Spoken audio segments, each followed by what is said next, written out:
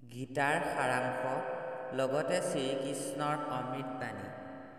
প্ৰিয় বন্ধু বান্ধৱীসকল, আজি আপোনালোকলৈ গীতাৰ সাৰাংশ আৰু শ্ৰীকৃষ্ণৰ অমৃতবাণী আগবঢ়ালোঁ, যি বাণী ভগৱান শ্ৰীকৃষ্ণই মহাভাৰতৰ যুদ্ধৰ সময়ত অৰ্জুনক লক্ষ্য কৰি কৈছিল।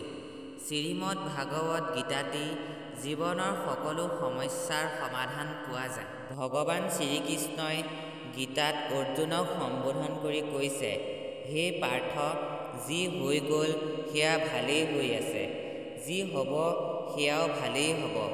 তোমাৰ কি হেৰাইছে যে তুমি কান্দিছা? তুমি কি লৈ আহিছিলা যি তুমি হেৰুৱাইছা? তুমি কি সৃষ্টি কৰিছা যি নষ্ট হৈ গৈছে? তুমি যি লৈছা ইয়াৰ পৰাই লৈছা। তোমাৰ আজি যি আছে কালি সেয়া আন কাৰোবাৰ আছিল, অহা কালিলৈ সেয়া অন্য কাৰোবাৰ হৈ যাব। হে পাৰ্থ, মনত ৰাখিবা, পৰিৱৰ্তনেই হ'ল সংসাৰৰ নিয়ম। প্ৰথমটো বাণী। ভগৱান শ্ৰীকৃষ্ণই কৈছে, মই কাৰোৰে ভাগ্য নিলিখোঁ।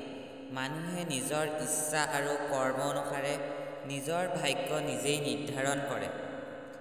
দ্বিতীয়তে, সময় কেতিয়াও মানুহৰ নিৰ্দেশত নচলে। মানুহক সময়ৰ নিৰ্দেশিত পথত চলিব লাগে।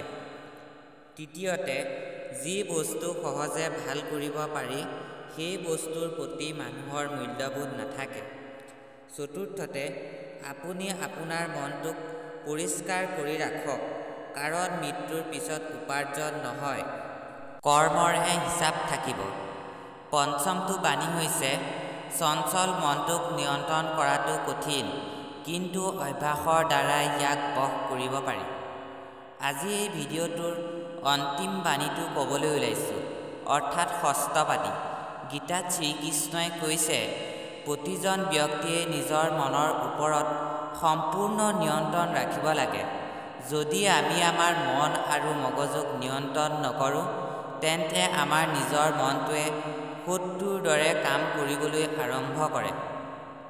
বন্ধু বান্ধৱীসকল, যদি ভিডিঅ'টো ভাল পালে তেনেহ'লে এটা লাইক আৰু কমেণ্টত শ্ৰীকৃষ্ণ বুলি লিখি থৈ যাব আৰু চেনেলটো ছাবস্ক্ৰাইব কৰি কাষতে থকা বেল আইকনটো অল ন'টিফিকেশ্যনত কৰি ল'ব, যাতে মই দিয়া ভিডিঅ' পোনপ্ৰথমে আপোনাৰ তাত পায়। ধন্যবাদ।